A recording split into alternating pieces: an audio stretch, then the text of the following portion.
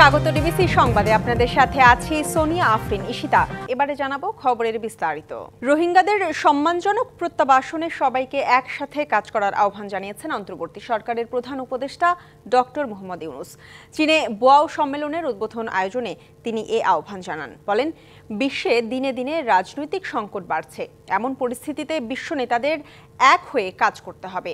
২৪শে ছাত্র জনতার অভ্যুত্থানে নতুন বাংলাদেশ গড়ার সুযোগ তৈরি হয়েছে জানিয়ে ডক্টর ইউনূস বলেন, বিশ্ব দেখছে বাংলাদেশের মানুষ দুর্নীতির বিরুদ্ধে ঐক্যবদ্ধ হয়েছে।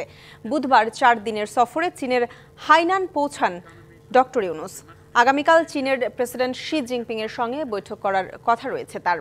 সেখানে কয়েকটি বিষয়ে চুক্তি ও সমঝোতা স্মারক সই হবে। দুদেশের বৈঠকে বাংলাদেশ ও চীনের মধ্যে কৌশলগত বিভিন্ন দ্বিপাক্ষিক ইস্যু, বাণিজ্য এবং বিনিয়োগ বৃদ্ধি, কৃষি, অবকাঠামো, নবায়নযোগ্য জ্বালানি খাতে সহায়তা এবং রোহিঙ্গা সমস্যা সমাধান সহ পারস্পরিক স্বার্থ সংশ্লিষ্ট বিষয়ে আলোচনা হবে।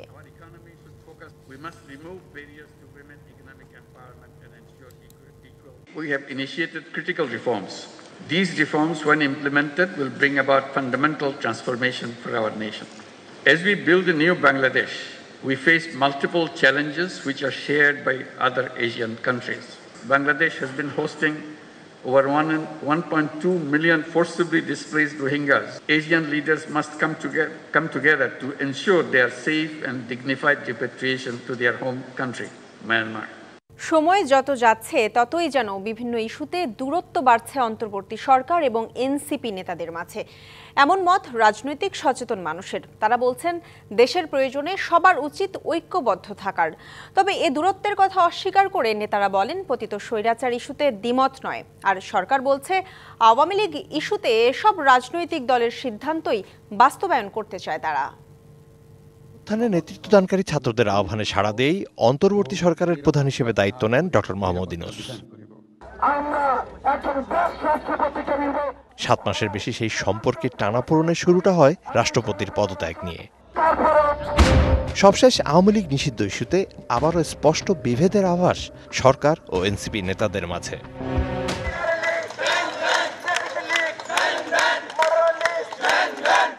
20শে মার্চ প্রধান উপদেষ্টার এক মন্তব্যের পরে বিক্ষোভে উত্তাল হয় ঢাকা বিশ্ববিদ্যালয়। সংবাদ সম্মেলন ডেকে ক্ষোভ জানায় জাতীয় নাগরিক পার্টি।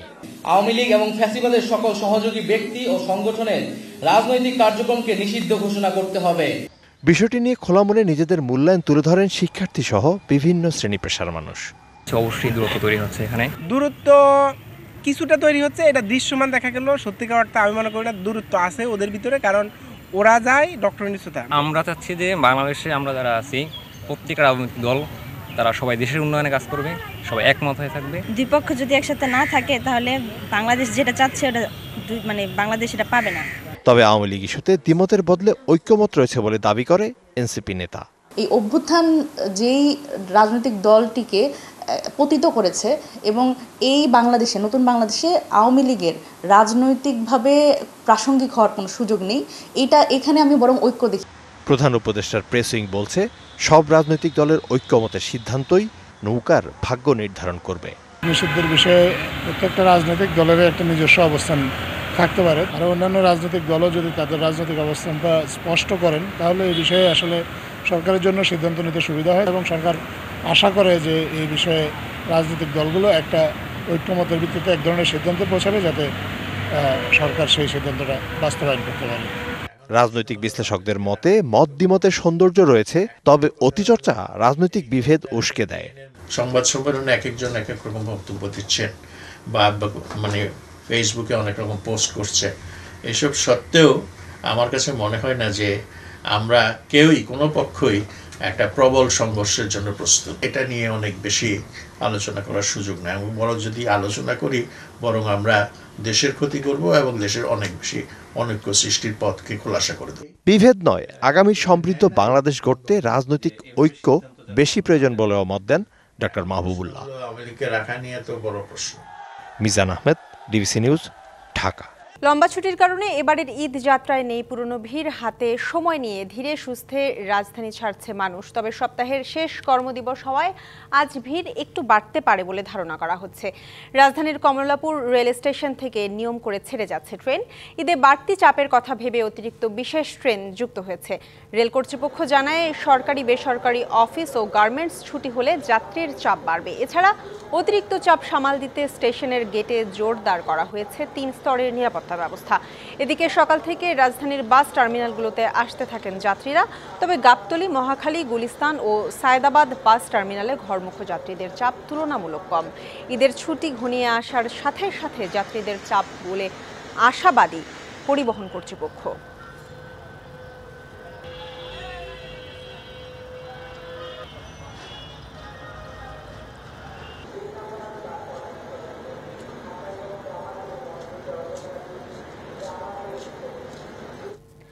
যাত্রীদের ঈদ যাত্রা এবং নিরাপত্তা ব্যবস্থা নিয়ে এই মুহূর্তে কথা বলছেন কমলাপুর রেলওয়ে স্টেশনের স্টেশন ম্যানেজার সাদাত হোসেন। আমরা সরাসরি চলে যাচ্ছি সেখানে।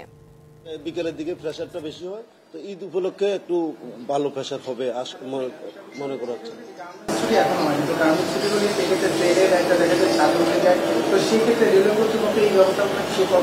আরেকটা দেখলাম যে গেটের চেকিং এর বিষয়টা, তারা দেখাচ্ছে কিউআর কোড ইয়ে করছে, আত্মীয় টিকিট বলে তারা ঢুকতে পারছে না এক গেটে, কিন্তু বিপরীত গেটে ঠিকই দ্রুত ঢুকতেছে। সেই বিষয়গুলো রেলওয়ে কতটুকু পদক্ষেপ নিয়েছে বা কি? আমরা আমাদের চট্টগ্রাম ঢাকা স্টেশনটা নিষিদ্ধ করার ক্ষেত্রে বিভিন্ন পয়েন্টে আমাদের নিরাপত্তার ব্যবস্থা রেখেছি। আর আপনারা দেখছেন কিভাবে আমরা 3 ধাপে চেকিং করে যাত্রী সাধারণকে স্টেশনে প্রবেশ করাচ্ছি। এখন আমরা এই বিষয়ে নিরাপত্তা এবং আমাদের চেকিং বিষয়টাকে সর্বোচ্চ গুরুত্ব দিয়া এটাকে যাতে ঠিক রাখতে পারি সেই চেষ্টা আমরা সবসময় করে যাব এবং সেটাতে আমরা সচেষ্ট থাকবো।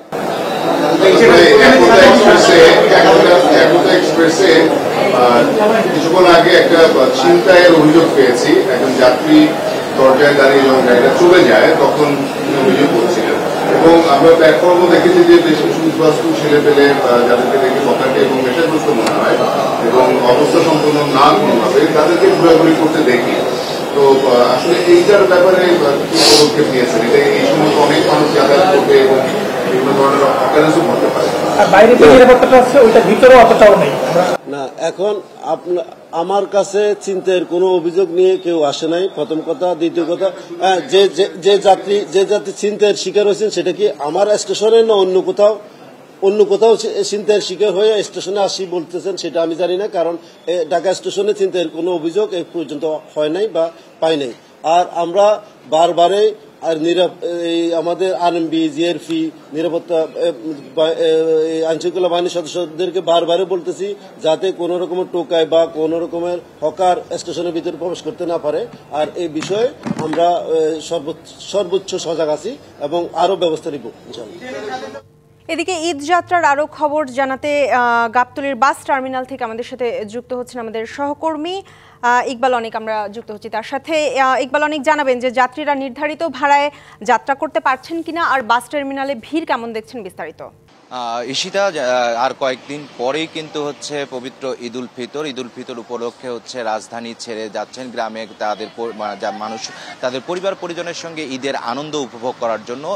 এরই মধ্যে কিন্তু সাপ্তাহিক ছুটি কিন্তু আজকে শেষ অফিস। আজকের পর থেকেই কিন্তু সাধারণ মানুষ যারা রয়েছেন তারা গ্রামের দিকে যাত্রা করবেন। এর আগেও কিন্তু কিছু মানুষ চলে গিয়েছেন এবং এবারের ঈদ যাত্রায় কিন্তু তেমন একটা গাবতলী বাস টার্মিনালে কিন্তু তেমন একটি ভিড় লক্ষ্য করা যাচ্ছে না, কারণ এবারে দীর্ঘ ছুটিতে পড়ছে হচ্ছে রাজধানী। সেক্ষেত্রে হচ্ছে দেখা গিয়েছে যে অনেকেই অনেক আগেই কিন্তু চলে গিয়েছেন এবং পর্যায়ক্রমে পাটভাবে যাচ্ছেন, এবং এই গাবতলী এলাকায় নিরাপত্তা ব্যবস্থাও কিন্তু জোরদার করা হয়েছে। আইন শৃঙ্খলা বাহিনী কিন্তু তৎপর রয়েছে যাতে যাত্রীরা তারা নির্বিঘ্নে বাড়ি যেতে পারেন। আরেকটি বিষয়, এখানে যারা সাধারণ যাত্রী এসেছেন তারা কিন্তু বলছেন যে বাড়তি ভাড়া যে অভিযোগটি থাকে প্রতিবারই যে আমরা যে অভিযোগটি শুনতে পাই সেটি কিন্তু এবারও আছে। তবে কাউন্টার যে মালিকগুলো রয়েছেন তারা বলছেন যে যাত্রীর এখন পর্যন্ত চাপ নাই, তবে যাত্রীর চাপ কিন্তু 29 তারিখ থেকে বাড়ার একটি সম্ভাবনা আশা করছেন তারা। তো এখানে কিন্তু সকালে থেকে আইন শৃঙ্খলা বাহিনীর সদস্যরা কাজ করছেন এবং এখানে কিছুক্ষণ আগে পরিদর্শন করেছেন র্যাব 4-এর সিও। তো তার সঙ্গে আমরা একটু কথা বলবো যে যাত্রীদের সেবায় তারা কি পদক্ষেপ নিচ্ছেন। তো এই যে আসন্ন ঈদকে কেন্দ্র করে গাবতলী বাস টার্মিনাল এলাকায় আপনারা কি পদক্ষেপ নিয়েছেন? আপনারা অলরেডি দেখতে পাচ্ছেন যে আমাদের গাবতলী বাস স্ট্যান্ডে একটি র্যাব কন্ট্রোল রুম স্থাপন করা হয়েছে। এছাড়াও আসন্ন ঈদ উল ফিতরকে কেন্দ্র করে আমাদের যে সকল জনবহুল জায়গায় আছে, গাবতলী, আপনার মেহেরপুর, পল্লবী, আশুলিয়া, বাইপাল, এই সকল স্থানে আমাদের 24টি টহল তাদের পেট্রোল কার্যক্রম পরিচালনা করছে। আর অধিক নিরাপত্তার জন্য আমাদের সাদা পোশাকে গোয়েন্দা নজরদারি অব্যাহত আছে, যেন কোনো ধরনের ছিনতাইকারী বা মলম পার্টি, অজ্ঞান পার্টির খপ্পরে যেন কেউ না পড়েন। তো সবকিছু মিলে আমাদের সার্বিক পরিস্থিতি এখন পর্যন্ত নিয়ন্ত্রণে আছে। আমরা আশা করছি যে যাত্রীরা একটি সুন্দর এবং নিরাপদ ভ্রমণ উপভোগ করতে পারবেন। ধন্যবাদ আপনাকে। তো ঈশিতা, শুনছিলেন যে এখানে যে আইন শৃঙ্খলা বাহিনীর সদস্যরা মোতায়েন রয়েছেন, তারা বলছেন যে যাত্রীরা যাতে সাধারণ নির্বিঘ্নে যাতে বাড়ি যেতে পারেন এবং তাদের পরিবার পরিজনের সঙ্গে ঈদের আনন্দ উপভোগ করতে পারেন, সেই বিষয়টি নিশ্চিত করার জন্য তারা কাজ করছেন। আরেকটি বিষয় যে যেহেতু এবারের ঈদ দীর্ঘ সময় ছুটি থাকবে, সেক্ষেত্রেও কিন্তু তারা নিরাপত্তার জন্য কার্যক্রম তাদের অব্যাহত রাখবেন। ঈশিতা, এই ছিল আমার কাছে গাবতলী বাস টার্মিনাল এলাকা থেকে সবশেষ অবস্থা। ইকবাল, অনেক আপনাকে ধন্যবাদ। এদিকে আজ থেকে পুরো দমে শুরু হয়েছে ঈদযাত্রা। তবে ঢাকা টাঙ্গাইল যমুনা সেতু, ঢাকা ময়মনসিংহ, ঢাকা আরিচা ও নবীনগর চন্দ্রা মহাসড়কে এখনও যানবাহনের চাপ দেখা যায়নি। ভোর থেকে ঢাকা টাঙ্গাইল যমুনা সেতু মহাসড়কে যানবাহনের চাপ কম দেখা যায়। বেড়েছে ব্যক্তিগত যানবাহন চলাচল। এদিকে বাড়তি ভাড়া আদায়ের অভিযোগ রয়েছে পরিবহন চালকদের বিরুদ্ধে। গাজীপুরে ঢাকা ময়মনসিংহ মহাসড়কেও তেমন যানবাহনের চাপ দেখা যায়নি। অন্যদিকে সাভারে ঢাকা আরিচা ও নবীনগর চন্দ্রা মহাসড়ক যানবাহনের কিছুটা চাপ থাকলেও নেই কাঙ্ক্ষিত যাত্রী। সকাল থেকে নবীনগর ও বাইপাইল বাস স্ট্যান্ড এলাকায় যান চলাচলে কিছুটা ধীর গতি দেখা যায়। শিল্পাঞ্চলের পোশাক কারখানাগুলোর ছুটি শুরু হলে বিকেল থেকে সড়কগুলোতে চাপ বাড়ার সম্ভাবনা রয়েছে। মহাসড়কে যান চলাচল স্বাভাবিক রাখতে গুরুত্বপূর্ণ পয়েন্টে অতিরিক্ত পুলিশ মোতায়েন করা হয়েছে।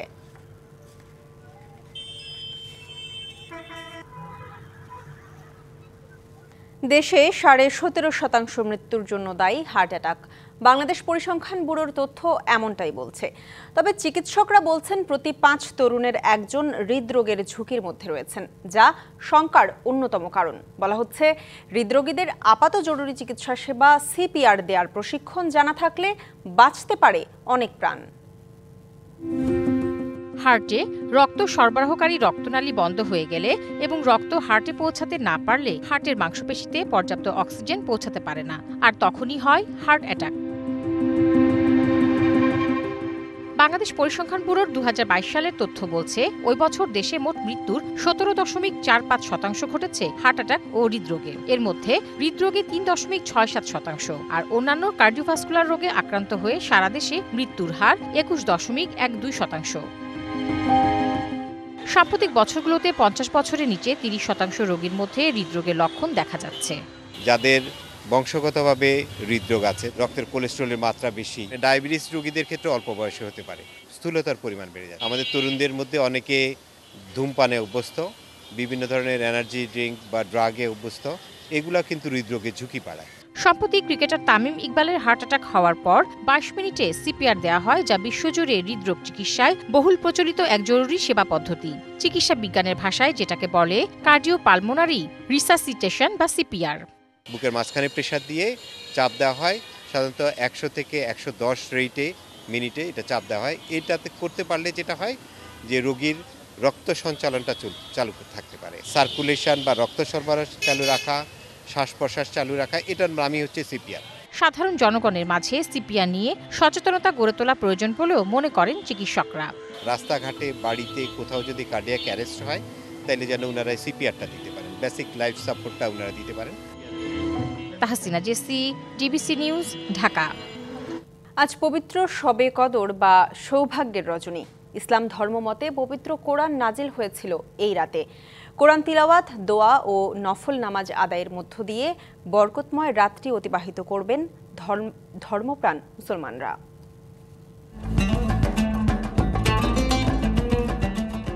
রমজানে মহিমান্বিত রাত শবে কদর। এই রাতে মহানবী হজরত মুহাম্মদ সাল্লাল্লাহু আলাইহি ওয়াসাল্লামের উপর নাজিল হয়েছিল মহাগ্রন্থ আল কোরআন। হাজার মাসের চেয়েও উত্তম এই রাতে আল্লাহর সান্নিধ্য লাভের আশায় ইবাদত বন্দেগীতে মাশগুল থাকেন ধর্মপ্রাণ মুসলমানরা। সাধারণত ২৭শে রমজান শবে কদর পালন করা হলেও ইসলামী বিশেষজ্ঞদের মতে রমজানের শেষ ১০ দিনের যে কোনো বিজোড় রাতই হতে পারে শবে কদর। তাই ২১ থেকে ২৯ রমজানের প্রতিটি বিজোড় রাতেই বেশি বেশি ইবাদত করার তাগিদ ইসলামী চিন্তাবিদদের। আল্লাহ রাসূল বলছেন, তোমরা এই মহান রাত্রকে যদি পেতে চাও তাহলে তোমরা ২১তম রজনী অথবা ২৫তম রজনী অথবা ২৭তম রজনী অথবা ২৯তম রজনী, এই বেজর ৫টি রাত্রে তোমরা তালাশ করতে থাকো। আল্লাহ রাসূলের আমলের অবস্থা অনুযায়ী মনে হচ্ছে, এবং অনেকেই এটাকে সিদ্ধান্তে উপনীত হয়েছেন, হবেই এটা না, আশা করা যায় আল্লাহ ২৭তম রজনীতেই লাইলাতুল কদর দান করেন। এ রাতের ফজিলত ও ইবাদত নিয়েও জানালেন এই ইসলামী চিন্তাবিদ। হাজার মাস ইবাদত করলে যে সওয়াব, যে বরকত, আল্লাহ তাআলার কাছে যে প্রিয় হওয়া যায়, এই একটা রাত্র আল্লাহর কাছে তেমন প্রিয়। এবং এই রাতের সবচেয়ে বড় ফজিলত কি? হযরত জিবরাইল আলাইহিস সালাতু ওয়াস সালামের নেতৃত্বে কোটি কোটি ফেরেশতা আল্লাহর পক্ষ থেকে জমিনে আসেন। প্রত্যেকটা ইবাদতকারীর কাছে গিয়ে এই খবর পৌঁছান যে সালাম, আল্লাহর পক্ষ থেকে তোমাদের জন্য সুসংবাদ। আল্লাহর সন্তুষ্টি, ক্ষমা ও সৌভাগ্য লাভের জন্য রাত জেগে ইবাদত বন্দেগীর মাধ্যমে রাতটি কাটাবেন ধর্মপ্রাণ মুসলমানরা। Mohaiminul Khan Apu, DBC news, Dhaka. থাকার জায়গা নেই, ঘরে খাবার নেই, তাই ঈদের আনন্দও নেই সাতক্ষীরার প্রতাপনগরের ৪ গ্রামের ৩ শতাধিক পরিবারে। গেল কয়েক বছরের নদী ভাঙনে ভেসে গেছে বসতভিটা, নেই মাথা গোজার ঠাঁই। বাধ্য হয়েই বেড়িবাঁধের স্লাভে ঝুপড়ি ঘরে অর্ধাহারে দিন কাটছে তাদের। তবে এসব পরিবারকে সরকারি আশ্রয়ন প্রকল্পের আওতায় পুনর্বাসনের চেষ্টা চলছে বলে জানান স্থানীয় জনপ্রতিনিধি। ঝড়, বন্যা, জলোচ্ছ্বাস ও নদী ভাঙনের মতো বড় দুর্যোগের সাথে লড়াই করেই বেঁচে থাকতে হয় সাতক্ষীরার উপকূলীয় উপজেলা শ্যামনগর ও আশাশুনের কয়েকটি ইউনিয়নের বাসিন্দাদের। বরাবর নদী ভাঙনে ভিটেমাটিহীন হয়ে পড়ে এই অঞ্চলের শত শত মানুষ। গেল কয়েক বছরে নদী ভাঙন ও প্রাকৃতিক দুর্যোগে বিলীন হয়েছে ৭০ কোহিনুর সর্দারের পৈতৃক ভিটাবাড়ি। ১০ বছর ধরেই থাকছেন বেড়িবাঁধের স্লাভে। আর্থিক টানপড়নে ঈদ আনন্দ নেই তার পরিবারে। না পাগল, লাইদের কেনাকাটা করবো কি দি, টাকা পয়সা নেই, কিছু কিনে কেটে নিতে পারি। ৫ বিঘি জমি ছিল, সব নদীতে গেওয়া রয়েছে, এখন থাকার জায়গাও নেই। এইখানে তো ২৮০ পরিবারের মতন এই রাস্তার সাইড অবদার উপর এইখানে ছিল, বসবাস করত। এখন তারা স্থানান্তর হয়ে অন্যত্র চলে গেছে। শুধু কোহিনুর সর্দারই নয়, সাতক্ষীরার উপকূলীয় ৩টি গ্রামের ৩ শতাধিক পরিবার বিগত ১০ বছরে ফিরতে পারেনি পৈতৃক ভিটায়। দুবেলা খাবার জোটানোই এখন কষ্টসাধ্য, তাই ঈদ আনন্দ নেই এসব পরিবারেও। ইনকাম না থাকলে আনন্দ কোথা থেকে আসবে? আর ঈদের কি করবো, আল্লাহ যা রেখেছে তাই হবে। আল্লাহ যে কি রেখেছে না রেখেছে আগে তো বলা যাবে না, ৬-৭ দিন সামনে। ঈদ উপলক্ষে সরকারি বরাদ্দ দেওয়ার পাশাপাশি সবাইকে স্থায়ী আশ্রয়ন প্রকল্পে নিয়ে আসার চেষ্টা চলছে, জানান স্থানীয় জনপ্রতিনিধি। আমরা ঈদের জন্য আমরা যত সম্ভব, সরকারও 10 কেজি করে চাউল দিচ্ছে, আমার ইনানে ৮৮৫ জন, এবং টিসিবির চাউল, ডাউল, তেল পাচ্ছে এবং রেশনের চাউলও পাচ্ছে। পরিবার পরিজন নিয়ে স্থায়ী ঠিকানায় যেতে সহায়তা করবে সরকার, এমন প্রত্যাশা ভুক্তভোগীদের।